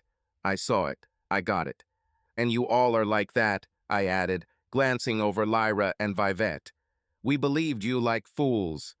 They thought we were a team, a family, and you are a pack of liars and egoists. Lyra wanted to snap back, but remained silent under my gaze. So, I sighed, feeling how anger gave way to cruel determination. It's over. Got it. Kai, Siren whispered. Don't interrupt. I barked, and she fell silent in fear. No more marriages. You yourself destroyed everything to the ground. Ezra stepped next to me.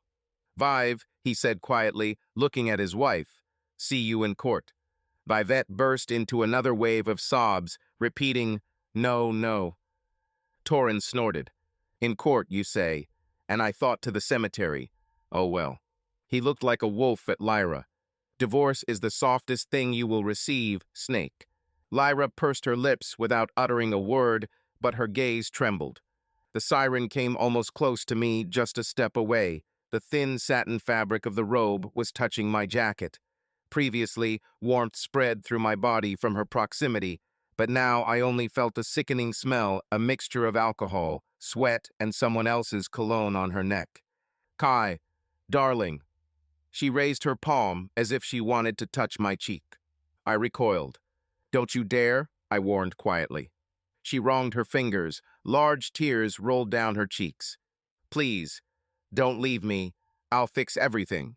Whatever you want. Just give me a chance. It was painful and disgusting to look at this pitiful sight.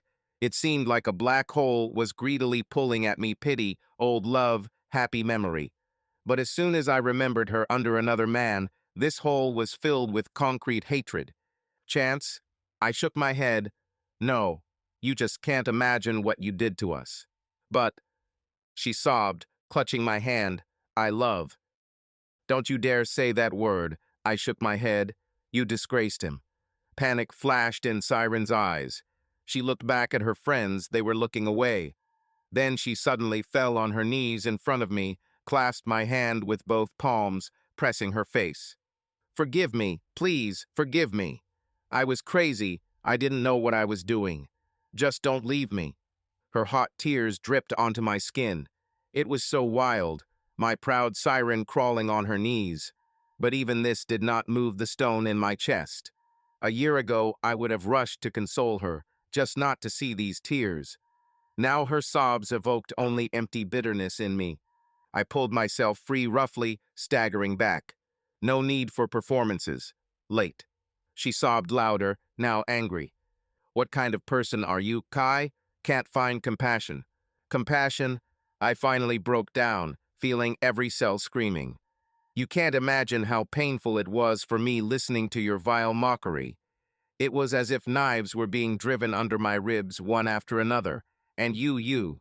I pointed my finger at her face, along which mascara was running. You are the main one who held the knife. Siren trembled all over. Sorry. I don't care about your apologies, I shouted, breaking into a roar. You destroyed everything. You no longer have a husband, understand. I shouted the last word so that the echo moved along the walls. Siren squeezed, covering her face. There was a tense silence, broken by quiet sobs. I caught my breath, watching the flames of the fireplace dance behind the wives, as if the inferno itself had opened up in the house. Tommy took advantage of the pause and raised his hands. Hey, guys. Girls, he began with a gloomy grin. Why is that so? All adults, they slept together by mutual consent. It happens. You really... Shut your mouth, I said without looking. He closed his mouth and fell silent. Ezra raised the camera again, pointing it at the wives. I ask you to consider everything we have said. he said, as an official notice of the severance of marital relations. The date and time were recorded. Lyra hissed, "You are crazy. You staged a public execution." "Crazy." Torin laughed hysterically. "So, are you normal? Changing collectively, is this what you call in the order of things?" "Quit," Roan muttered, looking at me. "And it's so clear. It's all over." I silently wiped my forehead. I was sweating from rage, it seems. He swayed, taking a couple of steps towards the window. My head was spinning from overexertion. Having fixed my gaze on the two cowardly lovers, I felt a surge of disgust. "Go to hell," I told them with disgust, waving my hand towards the door. Dylan and Tommy stared in disbelief. "As long as we're alive," Torin added, taking a step. And then I suddenly changed my mind. Dylan rushed past us towards the exit. Tommy hurried after him, clutching his shirt to his chest. They pushed past Jet, and he emotionlessly opened the door, letting them out. "Don't let your spirit be here," Torin shouted after them. The noises outside died down. There was a dead calm in the living room again. Only the crackling of the fire could be heard. The smell of sweat, alcohol, and some other sourness filled my nose. I suddenly realized clearly, this house was desecrated, murdered. Everything here now breathes the dirt of this night. My fortress is destroyed forever. A photo of us caught my eye. I turned it over yesterday when I was setting up the camera, and there it was, lying face down on the cabinet. It's symbolic. Family life has also turned upside down. "Well," I said quietly, feeling strangely calm, "I think that's all." Ezra lowered the camera. Torin exhaled. Roan bent down to pick up his canister. "You'll all receive your documents tomorrow," I added, looking at my wives. Siren shook her head. "No, no, Kai. You can't." "I can," I snapped, "and I will." "But the house," she muttered. "This is our home." "Not anymore." Everyone dispersed silently, as if after a difficult battle, where there are no winners, only scorched earth and wounds that will not heal. I stood on the threshold, watching Torin and Ezra lead their wives away, each of them in their own way, trying to resist the inevitable. Lyra, proudly straightening her back, cast contemptuous glances at Torin, but her hands trembled, betraying fear. Vivette, on the contrary, clung to Ezra, begged for forgiveness, but he gently but adamantly pushed her away, repeating in monosyllables, "It's over." One by one, their cars disappeared into the darkness, taking with them the wreckage of their families. Siren was the last one left. She stood in the doorway, still in that ridiculous peignoir that barely covered her body, and looked at me with a mixture of pleading and despair. Her lips moved, but there were no words, only a quiet sob. I didn't listen to her. I turned my back and walked to Jet's car, where he was waiting for me with Roan. "Kai," she called out finally, but her voice was drowned in the noise of the wind. I didn't turn around. My friends and I went in different directions. Jet drove me to the academy, where I left the SUV and silently shook my hand before driving away. Roan, slapping me on the shoulder, said something like, "Hold on, Commander," and drove off in his Neva, the can of gasoline still hanging out in the trunk. I was left alone in the empty parking lot, looking at the dark windows of the barracks. It was about 2 in the morning. The rain had stopped, but the air remained damp, saturated with the smell of earth and asphalt. I got into the car and sat motionless for a long time, staring at the windshield. There was nothing inside me, no rage, no pain, just cold clarity. This house, which was once my pride, is no longer mine. It became the grave of our life with Serena, a rotting monument to her betrayal, and I realized it needs to be destroyed. Not for revenge, not for her, for myself. To put an end to it, so that nothing remains of the illusion in which I lived. The decision came on its own, without any extra thought. I started the engine and drove back. The journey to the house took less than half an hour. The city was asleep. The streets were empty. Only rare streetlights cast yellow spots on the wet asphalt. I parked a block from the cottage, in the shade of an old oak tree, so that no one would notice the car.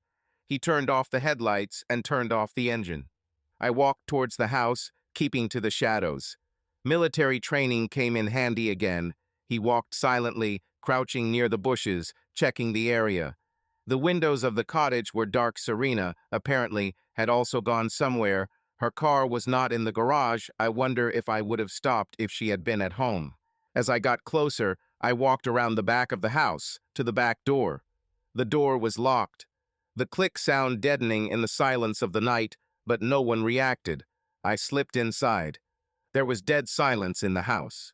The smell of alcohol and other people's sweat still hung in the air, mixing with the smoke from the burnt-out fireplace. I walked through the kitchen into the living room. There was the same chaos. Overturned pillows, empty bottles, crumpled clothes. On the sofa lay the blanket that Vivette had used to cover herself with, now lying crumpled up like a dirty rag. I stopped, looking at all this, and felt something dark stir inside again, but I suppressed the emotions. We need to act clearly. The siren was nowhere to be seen. I went up to the second floor, looked into the bedroom. The bed was empty, the sheets were rumpled, but she was not there. Perhaps she actually went to Lyra or Vivette to experience the night together. I went downstairs to the basement. There were old cans of paint, solvent, and other chemicals that Serena and I bought for repairs. Great. I took 2 cans of flammable liquid and rags and returned to the living room. He worked quickly but methodically. The fireplace was still smoldering. The coals glowed faintly in the ash. This was my chance to do everything quietly. I dragged some dry logs from the basket to the fireplace, added a rag soaked in solvent, and gently pushed it towards the coals. The flame licked the fabric, hissed, and a second later flared brighter. I stood back, watching the fire spread to a log and then to a nearby puddle of solvent on the floor. Now it's a matter of time. I went out the back door and locked the door behind me. I looked around. The neighboring houses were sleeping, no sound, no light. I had about 5 minutes before the flames grew and anyone noticed. I returned to the car the same way, quietly, unnoticeably. I got behind the wheel, started the engine, and drove a couple more blocks, parking in a vacant lot near an abandoned warehouse. From there, I had a view of my former home, still a dark silhouette against the night sky. I waited. 10 minutes later, orange reflections began to appear in the living room windows. After another 5, the flames broke through, licking the curtains. The fire flared up quickly. The wooden ceilings flared up like matches. Smoke billowed out in thick clouds. I watched my home devour itself from the inside and felt nothing, neither regret nor triumph. Only emptiness. Nothing to do with her now. Fire truck sirens wailed in the distance. One of the neighbors noticed the fire and called for help. I started the engine and slowly drove away without looking back. The fire will do its job, and the evidence solvent, rags, will burn without a trace. The police will decide that it was an accident, an unextinguished fireplace, a spark. No one will connect this with me. I left earlier. Witnesses will confirm that I was far away. Jet, Roan, Torin, Ezra, everyone saw me leave the house after the scandal. I had no motive to return, at least not to outsiders. I drove along the highway, feeling the night wind rushing through the slightly open window. For the first time in recent days, the tension began to release. The house burned down, and with it my past life. Siren, her betrayal, her tears, all this is now just smoke blown away by the wind. Dawn was breaking on the horizon, gray and cold like my heart. I didn't know where I was going, but I knew one thing: there was no turning back. And for the first time in a long time, this feeling of freedom was real. For those who are wondering what happened next, no, I didn't go back and forgive. Even at the beginning of our marriage, I made it clear to her that I would never forgive betrayal for anything in my life. It was a cornerstone, an inviolable principle that I had no intention of betraying. I filed the divorce quickly. I applied in the morning, right after that night, without hesitation or regret. All love, affection, even memories, everything turned to cold ashes. She tried to reach me through lawyers, but I remained impenetrable. I said everything I needed to say that night. Let her tears, prayers, and broken voice remain with her. I don't need them anymore. The house burned down, but not just literally. There was nothing left of our lives except the remnants of the insurance that covered the loans. We divided the rest of the money in half. I took my piece and left without even looking back. I rented a one-room apartment next to the academy, tiny, sterile housing, almost like a barracks. A bed, a wardrobe, a couple of chairs. No cozy blankets, no warm lamplight. Only silence and empty walls. It was easier for me that way. Work became my refuge, my shield. I drove the cadets into a sweat, squeezing the maximum out of them. He took on extra shifts and went into it like he was going into battle, not giving himself time to think. They whispered behind my back, looked at each other, and said that I had become tougher than before. I noticed their looks a mixture of fear and respect.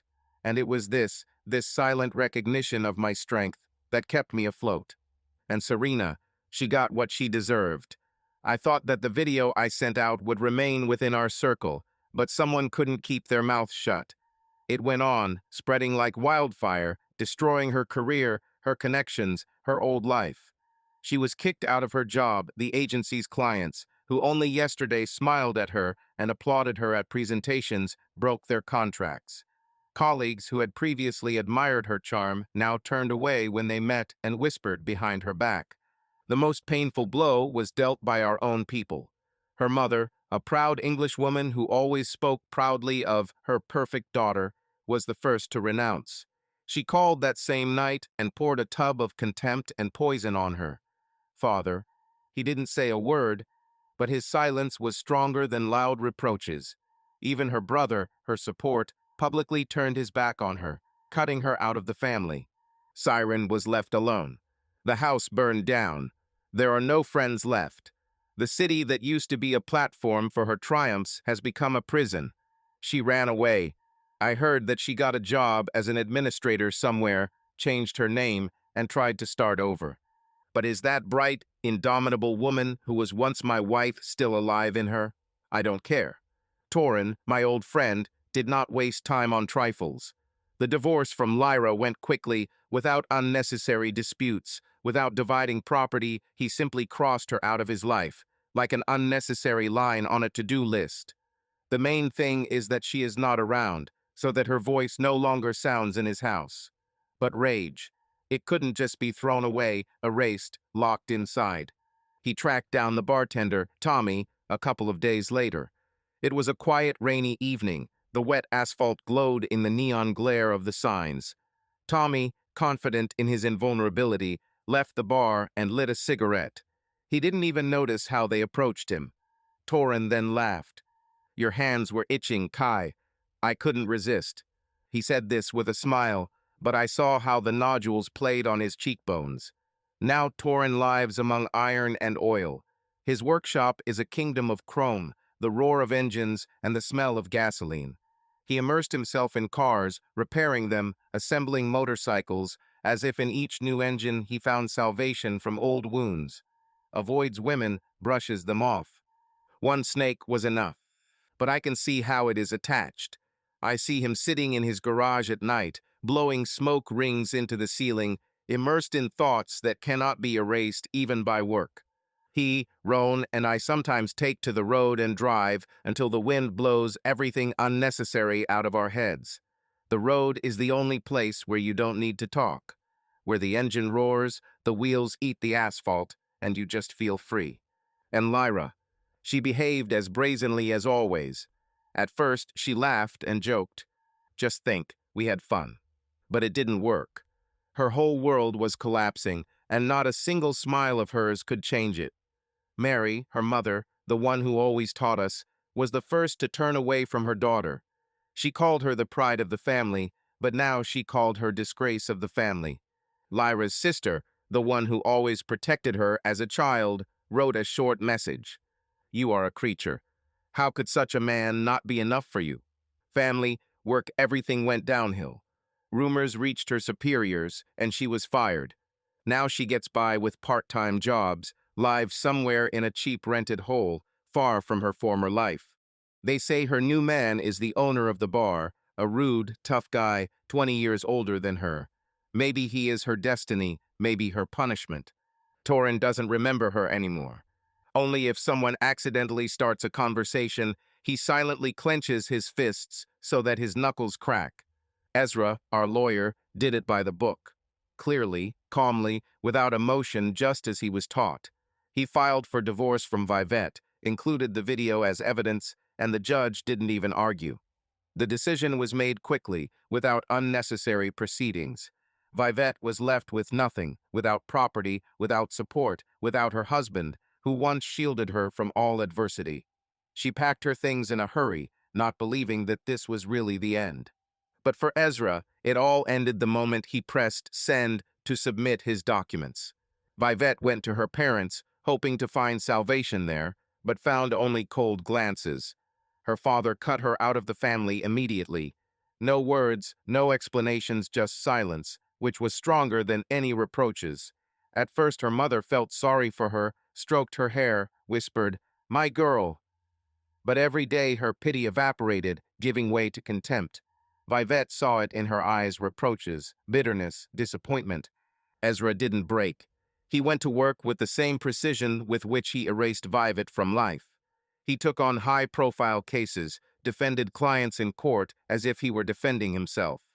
Colleagues respected him and looked at him with admiration, and the boss, the same one who envied his ideal marriage, now averted his eyes. Perhaps because he understood that all this time he had been jealous of the mirage. For a long time, Ezra was alone. Work replaced everything for him. Days were spent in courts, nights spent on papers. But recently, I noticed a change. He started dating a woman from his office. They were in no hurry, but I saw he learns to trust women again. And Vivette, she broke down the most. I tried to hold on, to evoke pity, to seek sympathy, but people turned away. Her father no longer spoke to her. Her mother sighed tiredly when she appeared. The house where she grew up, where she once felt safe, was now alien, cold, like the whole world around her. I lost my job. Clients who used to smile at her now did not shake hands. Friends, they were the first to disappear. Cheerful gatherings, calls at night, laughter over a glass of wine, all this has disappeared. At some point, she simply locked herself in her room. She didn't come out for months, didn't pick up the phone, didn't answer messages. Her once lively, shining eyes became empty. She wrote to Ezra, begged for forgiveness, and promised to fix everything. But he didn't answer even once. Each of her letters remained unread. Now Vivette works as a saleswoman somewhere in the outback. He stands behind the counter, hunched over, hiding his gaze so as not to meet people's eyes. I live on. 2 years after all these events, a woman came into my life. Anna, a physical training instructor from a nearby base. Tall, wiry, with short dark hair and a look that does not tolerate lies. Without makeup, without ostentatious coquetry, but with a clear, polished bearing and a voice that carries the confidence of a person accustomed to giving orders and getting them carried out. We met at joint exercises. Her recruits trained alongside my cadets, and it fell to both of us to oversee the process. The day turned out to be exhausting. The sun burned mercilessly, the air trembled over the scorched grass. Young soldiers, not accustomed to the army regime, could hardly withstand the load. Anna worked hard, but without unnecessary pressure.